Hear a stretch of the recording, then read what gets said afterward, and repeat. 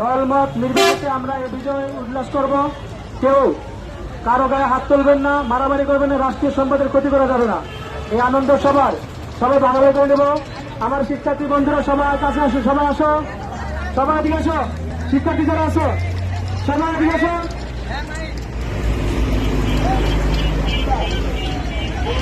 এই বিজয় অর্জন করতে গিয়ে আমার শিক্ষার্থী বন্ধুরা একাত্তরে জীবন দিয়েছে, ছোট ছোট বাচ্চারা প্রাণ হারিয়েছে।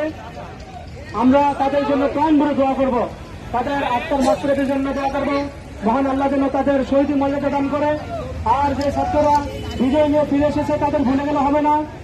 এবং আমরা চাই এই রাষ্ট্র শোষণবিহীন হোক, শান্তিপ্রিয় হোক, যেই ক্ষমতা আসুক দেশের মানুষের কল্যাণের কথা চিন্তা করে দেশ পরিচালনা করবে।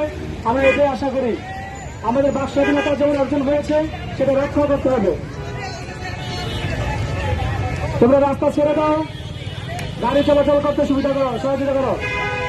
সকল ছাত্রদের এইদিকে আসতে বলছি, সবাই আসো।